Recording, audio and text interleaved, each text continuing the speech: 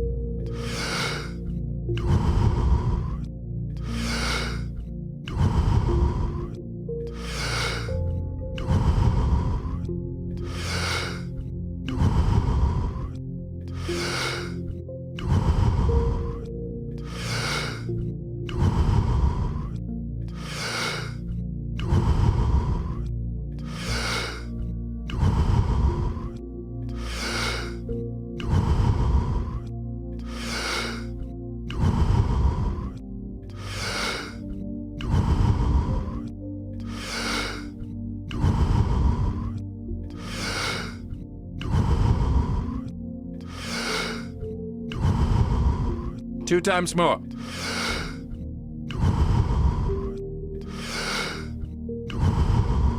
And stop. Well, a habit is a redundant set of automatic, unconscious thoughts, behaviors, and emotions that's acquired through repetition. A habit is when you've done something so many times that your body now knows how to do it better than your mind. So if you think about it, people wake up in the morning, they begin to think about their problems. Those problems are circuits of memories in the brain. Each one of those memories are connected to people and things at certain times and places. And if the brain is a record of the past, the moment they start their day, they're already thinking in the past. Each one of those memories has an emotion. Emotions are the end product of past experiences. So the moment they recall those memories of their problems, they all of a sudden feel unhappy, they feel sad, they feel pain. Now, how you think and how you feel creates your state of being. So the person's entire state of being when they start their day is in the past. So what does that mean? The familiar past will sooner or later be predictable future. So if you believe that your thoughts have something to do with your destiny, and you can't think greater than how you feel, or feelings have become the means of thinking, by very definition of emotions, you're thinking in the past. And for the most part, you're going to keep creating the same life.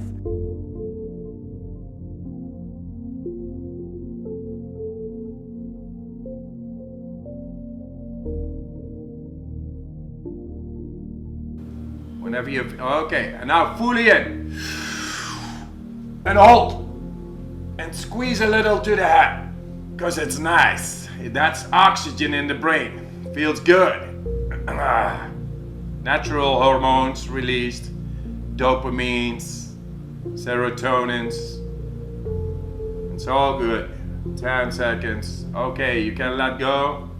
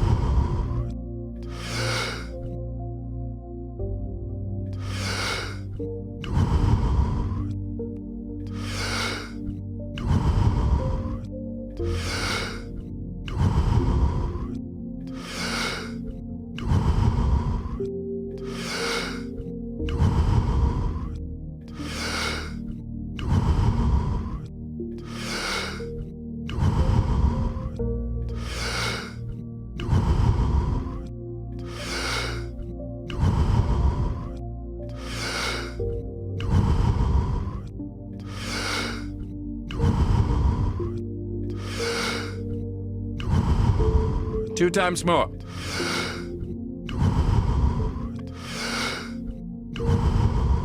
And stop. So then people grab their cell phone, they check their WhatsApp, they check their text, they check their emails, they check Facebook, they take a picture of their feet, they post it on Facebook, they tweet something, they do Instagram, they check the news, and now they feel really connected to everything that's known in their life. And then they go through a series of routine behaviors. They get out of bed on the same side, they go to the toilet, they get a cup of coffee, they take a shower, they get dressed, they drive to work the same way, they do the same things, they see the same people, they push the same emotional buttons, and that becomes the routine, and it becomes like a program. So now they've lost their free will to a program, and there's no unseen hand doing it to them. So when it comes time to change, the redundancy of that cycle becomes a subconscious program. So now 95% of who we are by the time we're 35 years old is a memorized set of behaviors, emotional reactions, unconscious habits, hardwired attitudes, beliefs, and perceptions that function like a computer program. So then a person can say with their 5% of their conscious mind, I want to be healthy, I want to be happy, I want to be free. But the body's on a whole different program. So then how do you begin to make those changes? Well, you have to get beyond the analytical mind, because what separates the conscious mind from the subconscious mind is the analytical mind. And that's where meditation comes in, because you can teach people through practice how to change their brainwaves, slow them down. And when they do that properly, they do enter the operating system where they can begin to make some really important changes. So most people then wait for crisis or trauma or disease or diagnosis. They wait for loss, some tragedy to make up their mind to change. And my message is, why wait? And you can learn and change in a state of pain and suffering, or you can learn and change in a state of joy and inspiration. And I think right now, the cool thing is that people are waking up.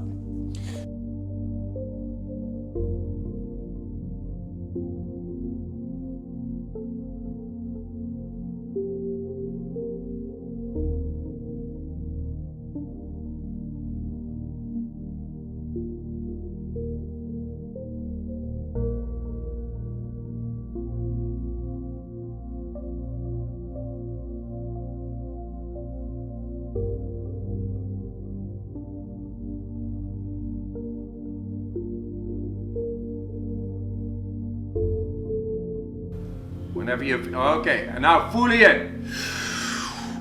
And hold. And squeeze a little to the head, because it's nice. That's oxygen in the brain. Feels good. Natural hormones released. Dopamines, serotonins. It's all good. 10 seconds. Okay, you can let go.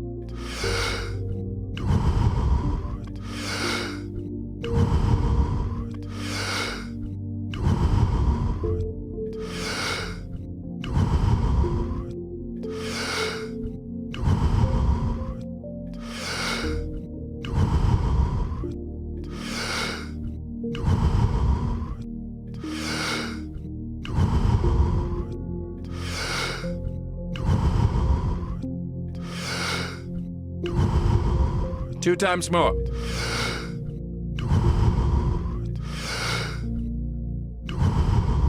And stop. The stronger the emotional reaction you have to some experience in your life, the higher the emotional quotient, the more you pay attention to the cause. And the moment the brain puts all of its attention on the cause, it takes a snapshot, and that's called a memory. So long-term memories are created from very highly emotional experiences. So what happens then is that people think neurologically within the circuitry of that experience, and they feel chemically within the boundaries of those emotions. And so when you have an emotional reaction to someone or something, most people think that they can't control their emotional reaction. Well, it turns out if you allow that emotional reaction, it's called a refractory period, to last for hours or days, that's called a mood. I say to someone, hey, what's up? You say, I'm in a mood. Well, why are you in a mood? Well, I had this thing happen to me 5 days ago, and I'm having one long emotional reaction. If you keep that same emotional reaction going on for weeks or months, that's called temperament. Why is he so bitter? I don't know, let's ask him. Why is he so bitter? Why are you bitter? Well, I had this thing happen to me 9 months ago. And if you keep that same emotional reaction going on for years on end, that's called a personality trait.